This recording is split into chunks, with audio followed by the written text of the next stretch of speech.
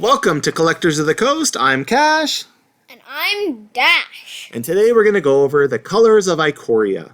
It seems like each color, or each color set, is going to have an enchantment, a legendary creature, a sorcery, which will be an ultimatum, a land, and a color crystal, which gives us the three colors. So it looks like they've done a good job of making those pairings. Now, the lands look like they're going to be very valuable. The fact that they're rare and that they are you can actually pull for them with sack lands is going to make them highly sought after. And you know, the first one with our color set here, our Sultai color set, is I can't imagine it's not going to be a $10 card.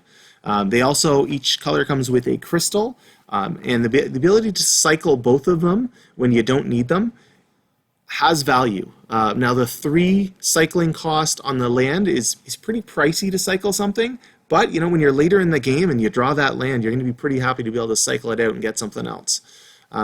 So our first card is Emergent Ultimatum. So search your library for up to 3 monocolored cards with different names and exile them. An opponent chooses one of those cards, shuffle that card into your library. You may cast the other cards without paying their mana cost, exile Emergent Ultimatum. So that'll be a bomb in the game. I'm excited to try all of these ultimatums.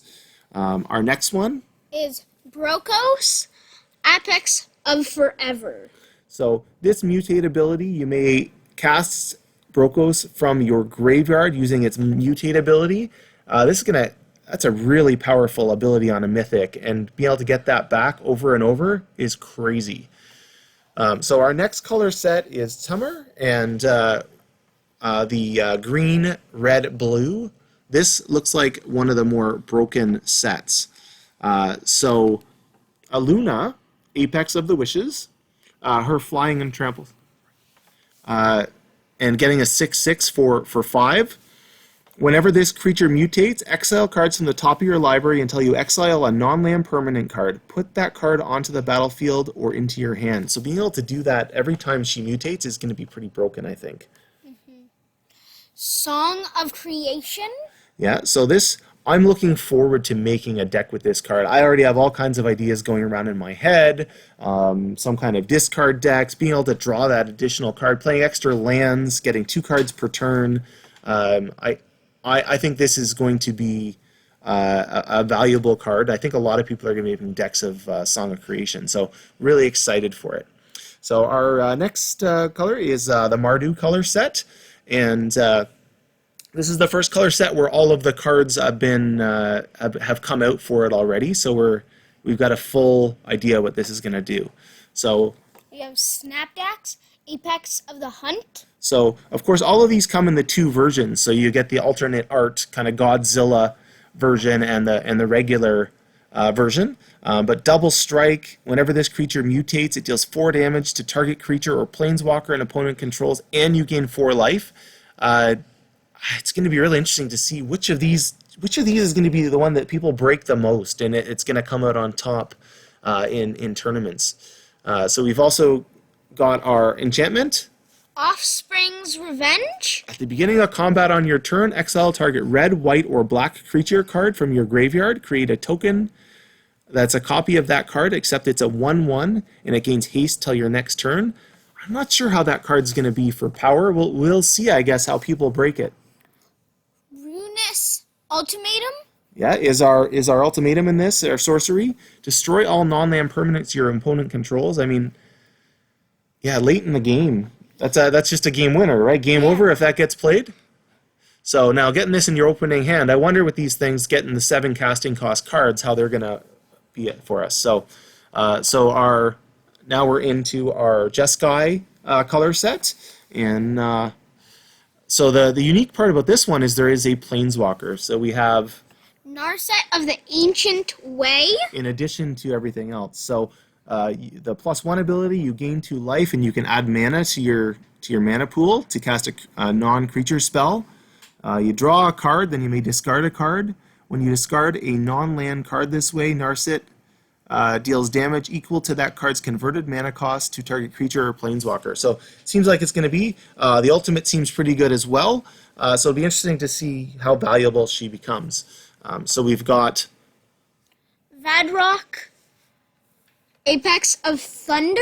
So that's our legendary for the Jess Guy colors.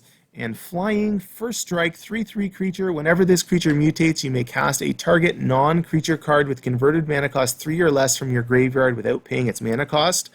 Again, I mean, that added to the really cool Rodan.